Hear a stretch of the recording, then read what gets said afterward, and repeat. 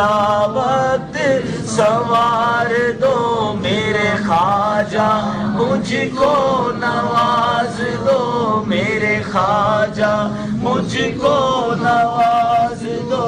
غوث پاک آپ کے گناہگار مرید آئے ہیں، ہماری جھولی بھر دیجیے، جھولی کو میری بھر دو، ورنہ کہے گی دنیا ایسے سخی کا منگتا پھرتا ہے مارا مارا۔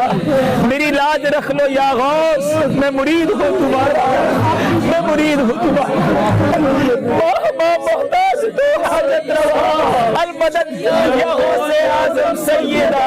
اور جن لوگوں کو یہ اللہ کے سوا پکارے ہیں وہ کوئی چیز بھی تو نہیں بنا سکتے بلکہ وہ خود بنائے جاتے ہیں۔ وہ تو مردہ ہیں بے جان، ان کو تو یہ بھی معلوم نہیں کہ اٹھائے کب جائیں گے۔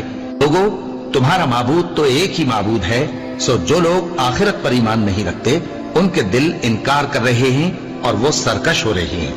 یہ جو کچھ چھپاتے ہیں اور جو ظاہر کرتے ہیں اللہ ضرور اس کو جانتا ہے، وہ سرکشوں کو ہرگز پسند نہیں کرتا۔ جو بے روزگار ہیں ان کو روزگار عطا فرمائیے، مولا غریب نواز، مولا غیب سے مدد فرمائیے۔ حضور آپ دلوں کے حال بہتر جانتے ہیں مولا۔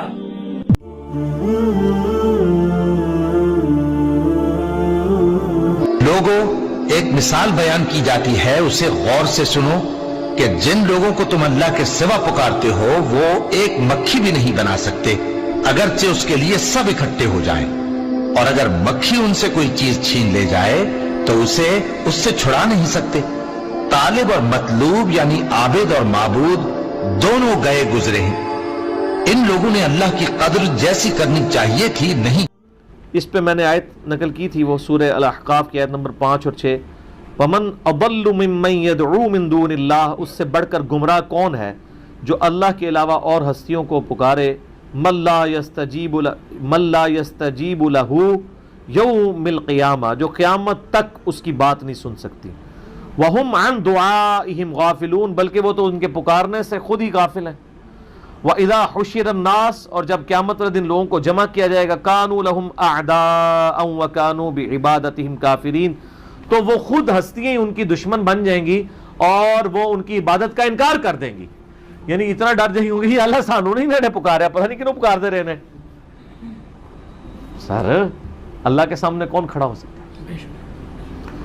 تو اللہ کے علاوہ کسی کو آپ غائب میں مدد کے لیے دعا کے طور پہ نہیں پکار سکتے۔ اللہ تعالیٰ ان کو معاف کرے، وہ توبہ کرے فوراً سے پہلے اور اللہ کی طرف رجوع لائیں۔ شیخ عبدالقادر جیلانی نے کہیں یہ تعلیم نہیں فرمایا۔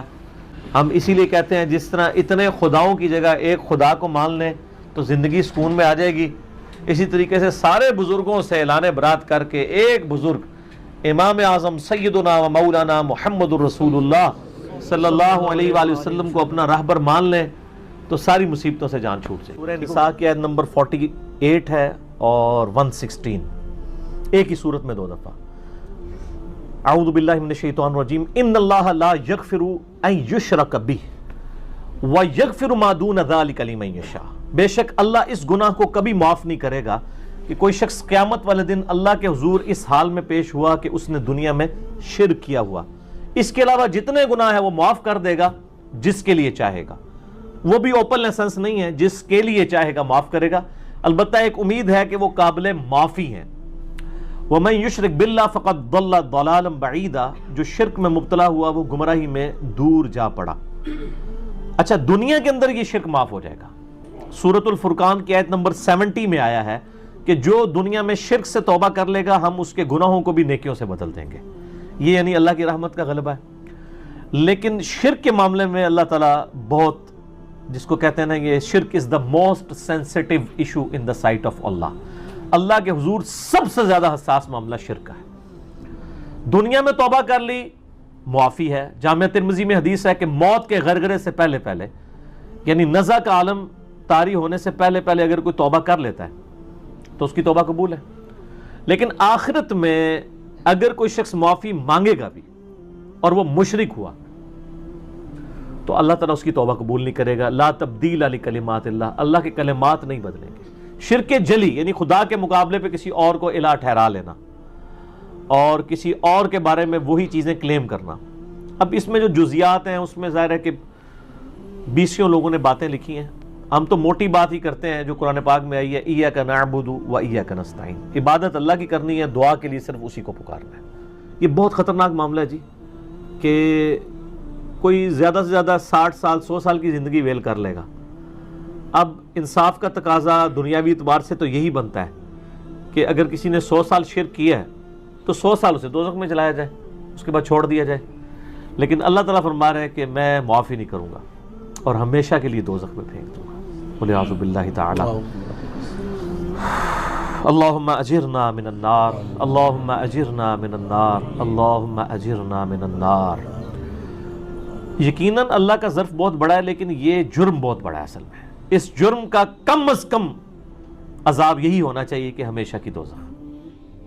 ہم نے اس طرح کے وسیلوں کے اوپر کبھی بھی فتویٰ نہیں لگایا, لیکن جب آپ استعانت اور استمداد ڈائریکٹ شروع کر دیتے ہیں تو پھر ہم آپ کو کہیں گے کہ آپ یہ جو تعلیمات امت کے اندر پھیلا رہے ہیں یہ کتاب و سنت کی تعلیمات کے 100% منافی ہیں, اور کتاب و سنت میں بالکل اس کی کوئی گنجائش نہیں ہے.